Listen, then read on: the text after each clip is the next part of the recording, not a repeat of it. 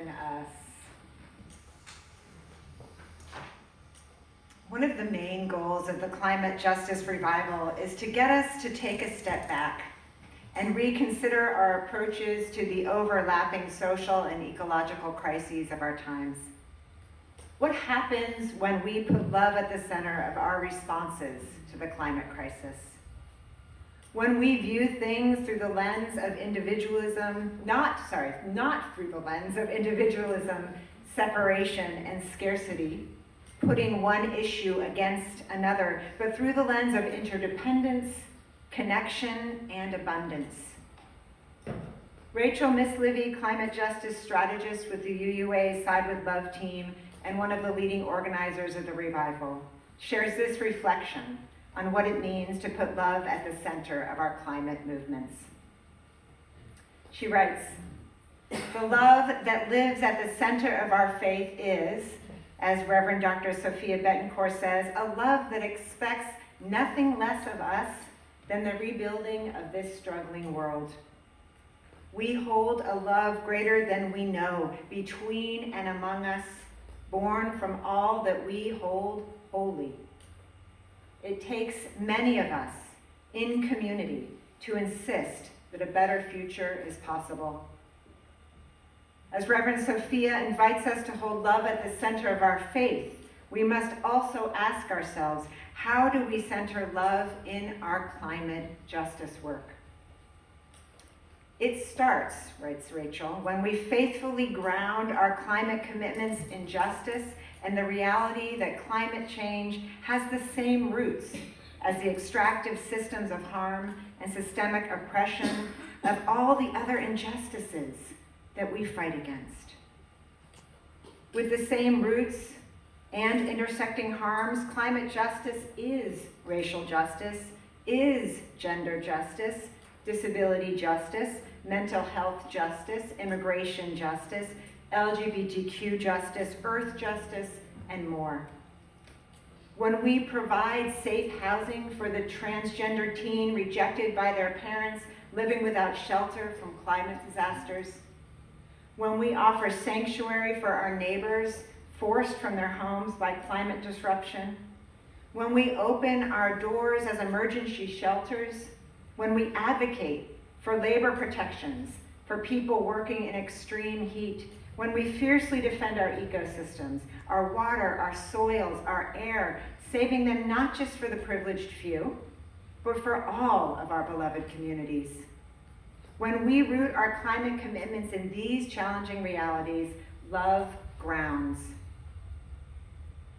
Love at the center of the climate strategy connects when we realize that even as the root causes are inextricably linked, so too must be our solutions. When we refuse to overlook climate injustice, when we shift from the me and mine to the we and ours, when we understand our interdependence, when we know in our bodies that the work is more than technical solutions for those who can afford solar or electric cars, when we advocate for clean energy, clean water, clean air as human rights, as nature rights, as earth rights, love connects. Love at the center of our climate resilience builds when we overwhelm the challenging realities with community care. As Toni Morrison says, it's not possible to constantly hold on to crisis. You have to have the love. You have to have the magic. That's also life.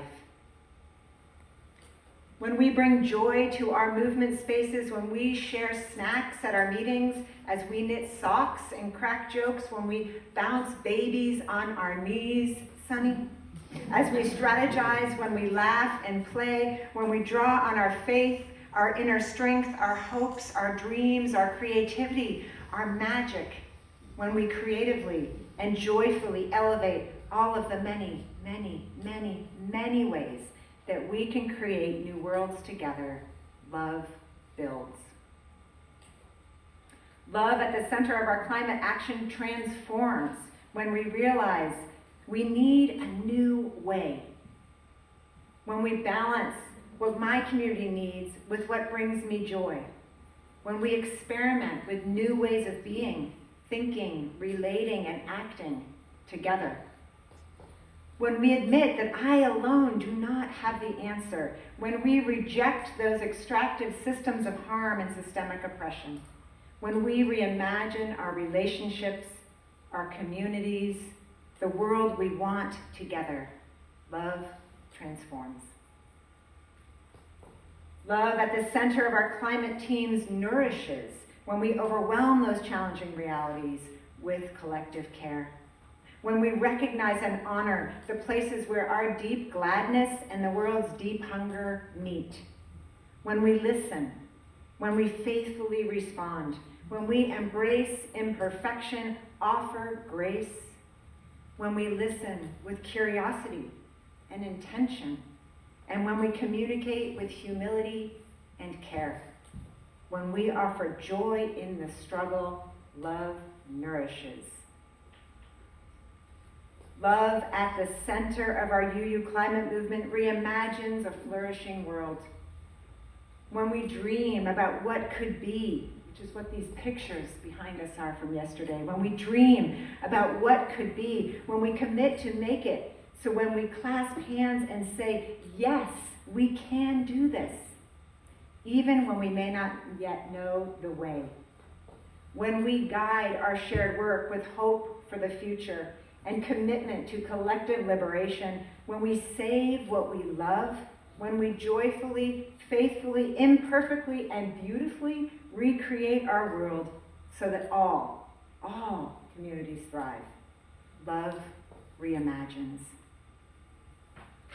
When love is at the center of our climate action, love grounds, love connects, love builds, love transforms, love nourishes, love reimagines. Let's reimagine together, friends, a world where all communities thrive.